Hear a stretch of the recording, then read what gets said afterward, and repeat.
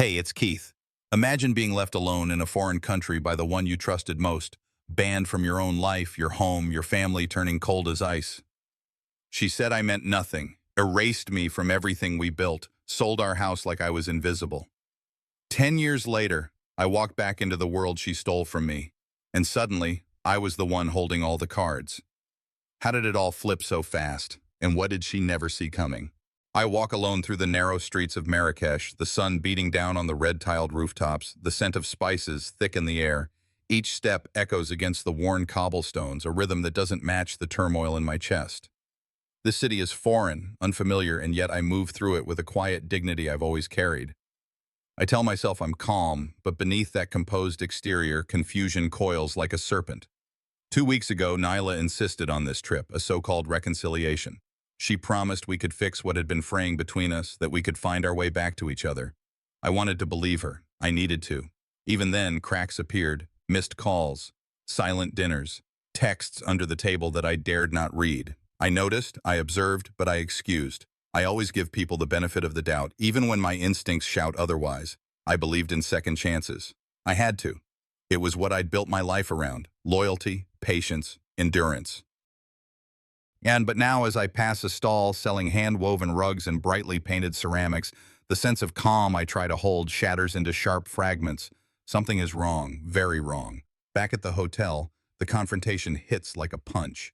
Nyla said she was going to the spa, told me to meet her for lunch. I waited. 2 hours. Then I returned to the room, and she was gone. Luggage vanished. Reservation canceled. My credit card, inactive. She always handled the finances. No cash, no support, no warning. I call her number. Blocked. Emails bounce. The hotel staff ask me to leave, eyes soft with pity, voices hesitant. I am left standing there, the Moroccan sun harsh above me, clutching a small carry-on, wearing nothing but the clothes on my back. I lift my face and mutter under my breath, "So this is how it ends?" I shuffle through the streets until the U.S. Embassy, stunned, doesn't cover it. My life, my sacrifices stripped away in a matter of hours. Years of putting her dreams before mine, giving up my own career and pension to back her fashion company, all meaningless now. I contact her assistant hoping for some clarity, some mercy. Instead, a single line arrives, cold and brutal. "You were never supposed to be part of the future." It's a gut punch I wasn't ready for. The embassy helps with a temporary passport, but I cannot leave immediately. Morocco, a land of vibrant colors and foreign sounds, becomes a cage, each day a reminder of humiliation, of disbelief, of quiet anger simmering beneath my skin. In the shade of a small cafe, I find a brief reprieve. An old Moroccan man, eyes wise and weathered, gestures for me to sit, offers a small cup of tea.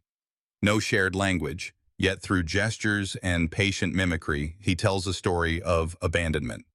I listen, nod, sip the bitter tea, and recognize a reflection of my own pain. Betrayal, I realize, is often a pattern, not personal. I recall Maya Angelou's words, "When someone shows you who they are, believe them the first time." I whisper it to myself, letting the seed of resolve take root. Not revenge, not yet, but understanding, clarity. Later, at a dimly lit internet cafe, I check my email. The legal notice stabs at my chest. Divorce finalized in absentia.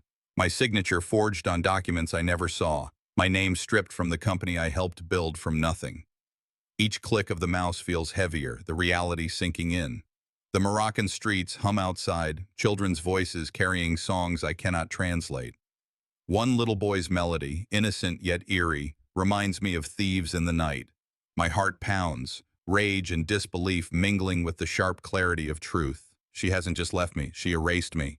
The plane wheels hit the tarmac at O'Hare with a jolt that seemed to echo the disorientation inside me. The cold Chicago air pressed against my face, a sharp contrast to the Moroccan heat that had clung to me for days. My body ached from travel and bureaucracy, but it was nothing compared to the hollow in my chest. I fumbled with my phone, trying to connect to a public Wi-Fi, hoping for a message from Nyla, from anyone. Nothing. My bank account frozen, my name apparently erased from all financial traces. The city around me felt alien, the familiar streets of the South Shore now seeming like a labyrinth I had no right to navigate. I boarded the train with a borrowed coat draped over my shoulders, a small duffel my only possession. Every turn of the wheels reminded me of the home I thought I had, our home, the place I had poured sweat and pride into, now tainted with uncertainty. Approaching the house, each brick, each step, each familiar corner seemed to mock me. The key in my hand trembled, and when I tried the door, it refused to yield. Confusion, disbelief, a tightening in my chest. I rang the bell, and a stranger answered, polite but wary. "You looking for someone?" he asked, brow raised. Papers were slid across, Nyla's signature glaring back at me. My name erased, listed as no longer an owner. I thanked him quietly, unwilling to argue on a porch that no longer belonged to me. Every memory of hammering, painting, patching, every moment invested was now shadowed by absence. I walked away from that threshold into the nearby park, where I had once brought my daughter to laugh, to run, to dream. Memories collided with reality, each flash a reminder of what had been stolen. I called Vernon, my childhood friend still on the west side. His voice was surprised, concerned, but he welcomed me with warmth, offering a room for a few nights and a hot meal. I declined to share the truth, masking my despair. "I'm just in town for a job thing." That night, lying on his worn couch, I let myself cry. Not loud, not for anyone to hear, a single tear tracing down a cheek that had not shown weakness in years. I let it fall, the first acknowledgement that my world had been dismantled. The next morning, as rain tapped the windows, I scrolled through news feeds and stumbled upon an article heralding Nyla's company expansion, celebrating a decade of success. Front and center, her face glowed with triumph, flanked by a new business partner, my former mentee, a young man I had guided, taught, mentored like a son. The betrayal cut deeper than any financial loss. It was personal, intimate, calculated. Maya Angelou's words surfaced in my mind, the quote I whispered to myself in Morocco: "Never make someone a priority when all you are to them is an option." I repeated it again, letting it anchor a nascent resolve. This would not be the end of my story. I would find the ink and the iron to write my own chapter, to reclaim what had been erased. Later, I unpacked the black leather folder I had tucked into my duffel months ago, a quiet precaution I had taken in my better days of foresight. Inside were copies of early business documents, notes, contracts, evidence of the foundation Nyla and I had built together. The weight of the papers in my hands brought a clarity I hadn't felt since stepping off the plane. The pieces were scattered, yes, but not lost. I folded them carefully, aligning each sheet with intention. A plan began to form, not of vengeance, not of impulsive anger, but of strategy, meticulous and patient. I would reclaim what was mine, not with noise or fury, but with precision and the quiet dignity of a man who refuses to be erased. A week had passed in Vernon's cramped apartment, and each morning I woke to the soft hum of the city outside, sitting by the window with my hands wrapped around a mug of coffee that had long since gone cold. Buses rattled down the street, people hurrying along without a glance toward my solitary figure. Vernon's voice often cut through the quiet, warm and familiar. "Man, you can't let that woman write your ending." I nodded, a hollow acknowledgement, because inside, I felt like a ghost. Walking through my own memories, my own neighborhood, yet invisible, unseen by the world that once knew me. A trip to the corner store reminded me just how detached I had become. The young cashier, bright-eyed and polite, scanned my items without recognition. I had helped fund this store's opening years ago, handed out advice to the owner, shared in the excitement of its birth. Now, I passed through like a shadow, and the absence of acknowledgement hit me harder than any blow. It mirrored the larger erasure, Nyla, the house, my place in my own life. Back at Vernon's, I rummaged through a dusty storage box I had left untouched for years. Inside were old sketches, blueprints, and business plans, my early contributions to Nyla's fashion company, my name inked beside hers on every page. Letters she had written me at the company's inception, filled with gratitude and hope, now felt alien. Reading them was like peering into a life I had been cut out of, a life that had once been ours. Memories of mortgaging my father's house to fund our first line of products brought a surge of pride, quickly followed by a sharp, quiet anger. It was the kind of anger that whispered, sharpened your mind, demanded clarity rather than noise. Sunday morning found me slipping back into the pews of the Baptist church I hadn't visited in years. The familiar scent of polished wood and hymnals wrapped around me. The pastor's sermon seemed to land directly on my chest. Forgiveness isn't forgetting. It's freeing yourself from the grip of the wound. I nodded, letting the words settle. In the congregation, I spotted Sister Lorna, an old acquaintance who ran the local legal aid center. Our brief exchange felt loaded with unspoken understanding. She handed me a card, subtle but firm. If you ever need to talk about business or justice, come by. I tucked it into my coat pocket, a spark of possibility flickering where there had only been emptiness. That evening on Vernon's worn porch, I stared at the city lights. Memories of my late father surfaced, his deep, steady voice reminding me, a man's worth isn't in what's taken from him, but in what he rebuilds with what's left. I pulled a scrap of paper from my pocket and began sketching a plan, not just to reclaim what was mine, but to reclaim the dignity that had been stripped from me. As I scribbled, I remembered something critical. The original logo and design trademark, the legal core of the business, still bore my name. Nyla had overlooked it. It was leverage, a silent weapon, and the first true foothold in a world that had seemed determined to erase me. I closed the notebook, the night air heavy with the sounds of the city around me, and whispered to the empty streets. You can erase my name from your door, but not from the foundation you built it on. For the first time in days, a sense of purpose began to replace the hollow weight in my chest. I wasn't just surviving, I was plotting, strategizing, reclaiming. The ghost in my own life was stirring, and it wasn't going to fade quietly. I stepped onto the polished lobby floor of the building that once housed everything Nyla and I had built together, pretending to be a visiting consultant.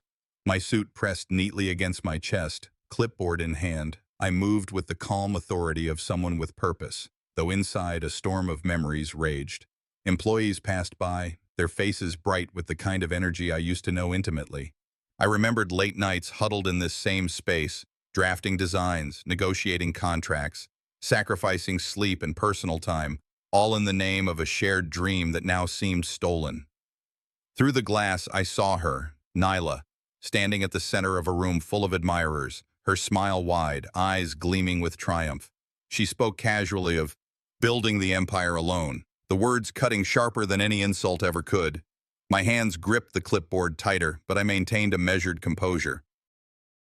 There was shock, yes, but beneath it, a meticulous observation. The hesitation in her gaze, the little tremor in her tone when she mentioned her so-called achievements. Vulnerabilities, small but there, waiting to be cataloged for later. I wandered quietly through the lobby, camera discreetly in hand, photographing corporate filings, legal notices displayed on the walls. My mind cross-referenced the data with the documents I had salvaged from my storage box. The truth crystallized. While she controlled the public perception, some of the original intellectual property and trademarks were still legally mine. A former assistant, once loyal to me, shifted nervously under Nyla's scrutiny, glancing my way before ducking back into the crowd. Perhaps an ally in waiting, if I played my moves with caution. Later, I met with Sister Lorna at the Community Legal Aid Center. Her office smelled of paper and determination. She laid out strategies, loopholes in the legal maze Nyla thought she had mastered. Then, a folder slipped across her desk. Misfiled contracts from 10 years ago, a hidden key that could challenge Nyla's claims. My pulse quickened. Incremental steps emerged in my mind. Reclaim the company's rights, restore my public reputation, and retrieve the dignity that had been stripped from me.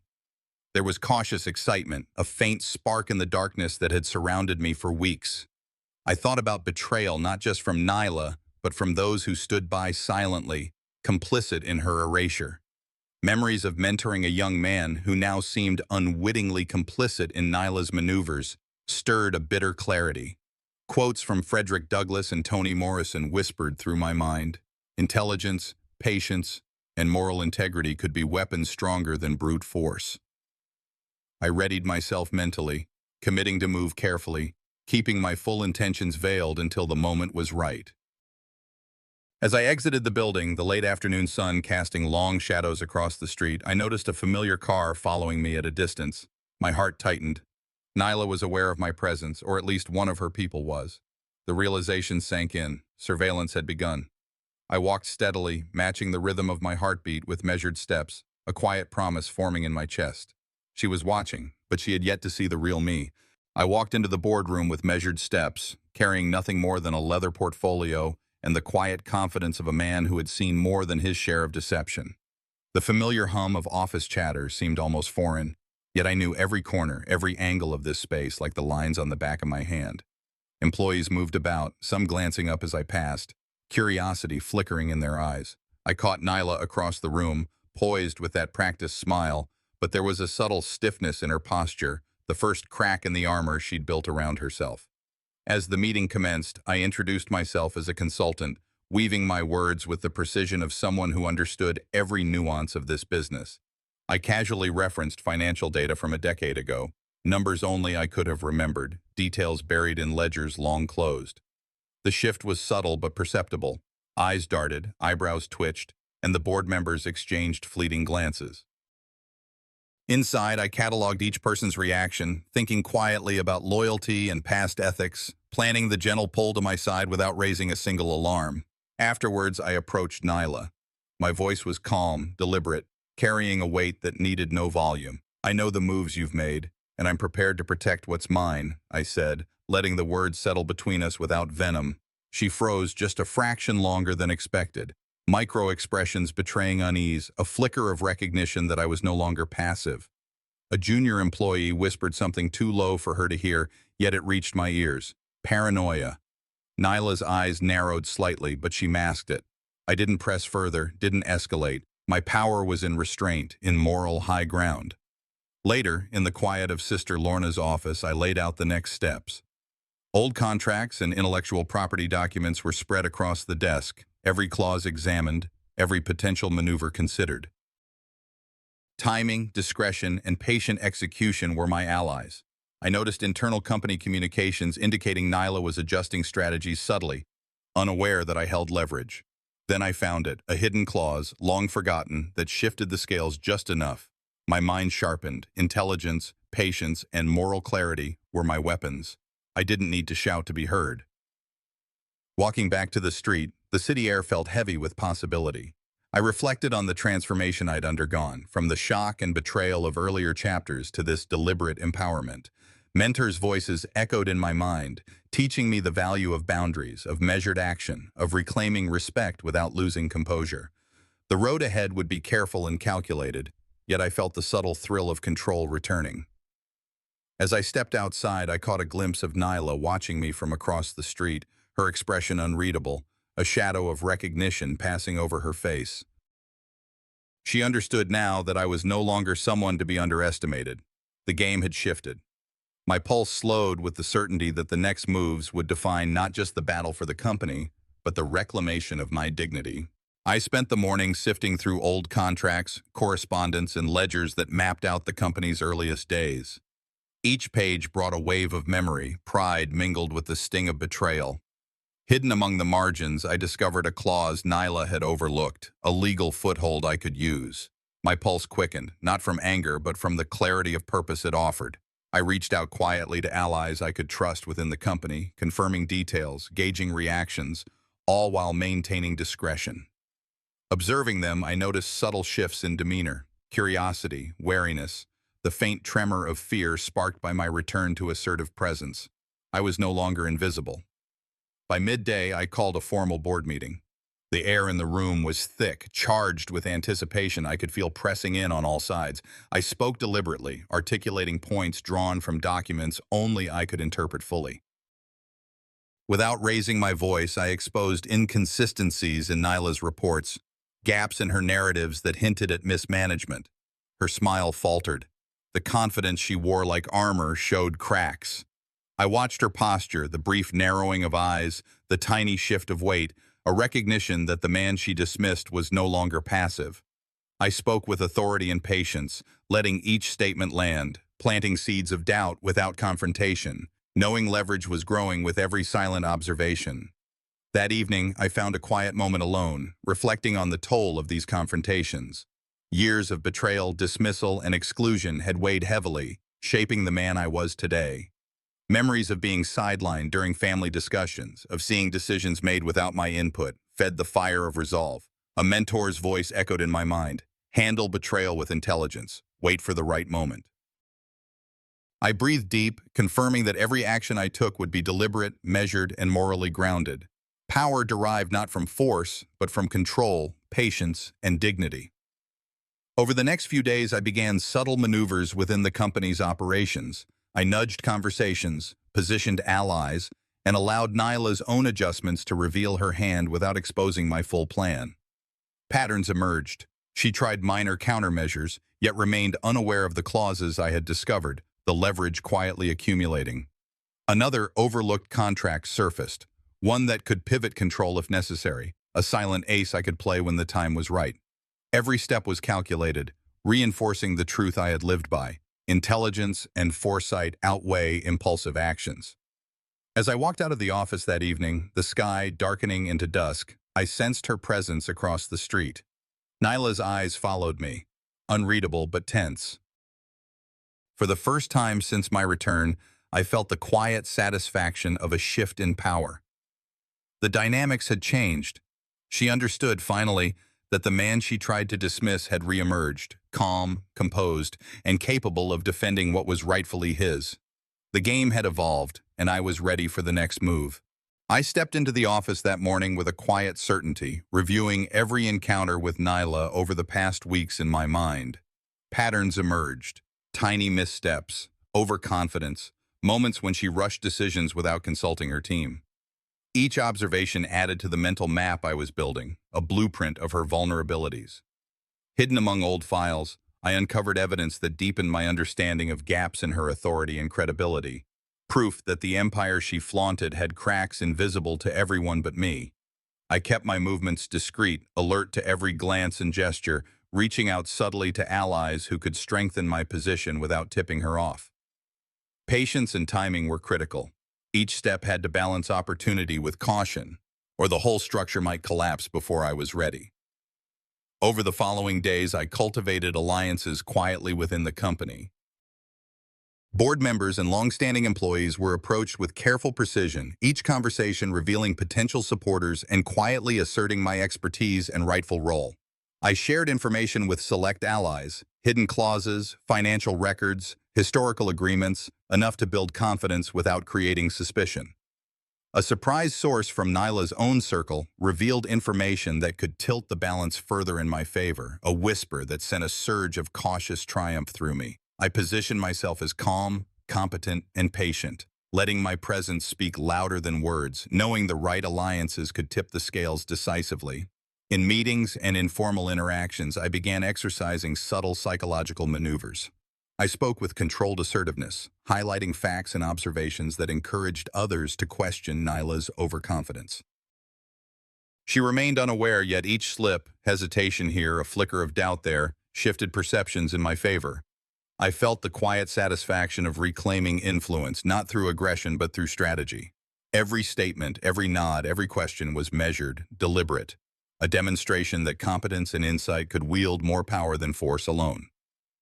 I remained mindful of morality, never letting the desire for retribution compromise the integrity I held as my shield. As the week progressed, I consolidated evidence and prepared for the decisive actions that would follow. Each document, each contract clause, each subtle observation was cataloged and rehearsed mentally, forming a framework that would guide my next moves. A key piece of evidence surfaced unexpectedly, granting me nearly unassailable leverage over Nyla. The realization settled deep within me. Knowledge, patience, and strategic timing were weapons sharper than confrontation. My internal compass remained steady, guided by principles rather than emotion, ensuring that when the time came, the action would be precise and inevitable. Late that evening, I left the office, the city lights casting long shadows on the streets. As I walked, I sensed subtle changes in Nyla's demeanor, a pause here, a glance there, that signaled she was beginning to feel the shift. The tides were turning, a quiet but undeniable alteration in the balance of power. For the first time since the betrayal, I felt the momentum gathering, the weight of control beginning to lean toward me. The next move, I knew, would decide everything. I exhaled slowly, letting the city's hum fill the space around me, aware that the moment of culmination was approaching and I would be ready. I entered the conference room carrying a stack of carefully organized files, each one a piece of the truth that Nyla had tried to erase. The air was thick with anticipation. Employees murmured quietly, sensing something different about the energy I brought. I had spent countless hours reviewing every contract, email, and financial ledger, each document meticulously cross-referenced, rehearsing how I would present them without losing composure. Then, as if fate had intervened, a hidden contract surfaced, one that gave me undeniable leverage, proof that Nyla's claims were built on omissions and manipulations. I took a deep breath, visualizing the confrontation, anticipating her reactions, and calculating contingencies for her allies who might try to disrupt the flow. The meeting began under the usual corporate pretense, but I immediately set a tone of quiet authority. Nyla sat across from me, a veneer of confidence masking subtle unease, unaware that I had prepared for every countermeasure she could deploy. When she attempted to shift attention with misleading figures, I calmly presented evidence that exposed the inconsistencies, neutralizing her narrative without aggression. My allies responded with restrained affirmations, nods that strengthened my position without making her suspicious. Every word I spoke was deliberate, every gesture measured. It was not a display of vengeance, but a demonstration of strategy and intelligence, the power of preparation over impulse. After the public confrontation, I requested a private discussion with Nyla. In that room, her composed exterior began to crumble. I spoke with unwavering clarity, outlining boundaries and asserting my rights, reminding her that her previous manipulations would no longer dictate the future. She faltered, a flicker of fear crossing her eyes, and I sensed desperation beneath her practiced poise. I held my ground, balancing the satisfaction of vindication with a calm awareness of legacy and ethics. Employees and allies watched silently, aware that the moral and strategic high ground had shifted to me. I felt the weight of years of betrayal, yet it fueled a sense of empowerment, not rage, proof that wisdom and intelligence could conquer what mere aggression could not. By the end of the day, the power dynamic had shifted irreversibly. I finalized control over key decisions, reasserting my authority in the company I helped build. Nyla's recognition, though quiet, was unmistakable, an acknowledgement of my rightful role and influence. I met with allies to reinforce trust and transparency, emphasizing fairness over retribution and ensuring that every move I made maintained ethical integrity. Reflecting on the journey, I recognized how patience, resilience, and strategic foresight had brought me to this moment. Every calculated decision, every measured interaction had converged to reclaim not only control, but also dignity. As I stepped out into the evening air, the city felt different, brighter, sharper, alive with possibilities. The office behind me bore witness to the shift. The energy inside had changed, subtle but undeniable. Nyla remained a formidable presence, but her authority was no longer unchallenged. I inhaled deeply, sensing the lingering tension, aware that while this confrontation had been decisive, some questions remained unanswered. The balance had shifted, and I was ready for whatever came next, grounded in knowledge, strategy, and an unshakable sense of self. The morning after the confrontation, I walked through the office, feeling the shift in energy. Employees moved with a quiet respect I hadn't seen before, and even Nyla's presence no longer carried the same weight. There were subtle hints of unease among those who once supported her without question. In reviewing the documents, I uncovered a few lingering discrepancies, small misdeeds that required careful observation rather than immediate action. I reminded myself that patience had been my greatest weapon, and I needed to allow the process to settle naturally. Vindication was sweet, but I understood that forgiveness and understanding would determine the legacy I left, both in the company and among the people I cared for. Over the following weeks, I reached out to family members and allies, bridging gaps left from years of conflict and manipulation. Conversations were deliberate, emphasizing trust, transparency, and mutual respect. To my surprise, an ally who had remained silent for years stepped forward, validating the approach I had taken and offering insight into unresolved matters. Rebuilding these connections required tact and patience, but each successful dialogue reinforced my role not as a reactive figure, but as a fair and wise leader who could balance authority with empathy. Stability became the focus. I ensured that company operations had clear structures, fair policies, and acknowledgement for the contributions of everyone involved. Delegation was precise and communication channels were transparent. A small symbolic gesture was made public. The board formally recognized my contributions from the early days, affirming the resilience and strategic foresight that had guided me through betrayal. It was a moment that crystallized the transformation I had undergone, From a man undervalued and sidelined to someone capable of guiding both people and processes with confidence and integrity. The peace felt measured, hard-earned, and yet deeply satisfying. In quieter moments, I reflected on the personal and professional journey that had brought me here. Sitting on the porch one evening, I held a small keepsake from the early days of the company, a reminder of both struggle and ambition. The object, once mundane, now felt symbolic of the lessons learned. Perseverance, intelligence, and ethical leadership are often more powerful than immediate gratification or reactive anger.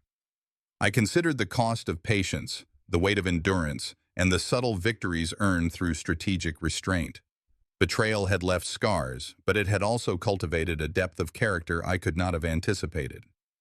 As I gazed toward the horizon, the city bathed in the warm glow of twilight. I felt a sense of completion without the illusion that all wounds had vanished. Some battles were resolved, yet the memory of trials remained, a reminder of lessons lived. I felt empowered to face the future, knowing that the man I had become could navigate challenges with clarity, dignity, and strategic foresight. The past, though ever present, no longer dictated the path forward. I had reclaimed my story, my agency, and my life,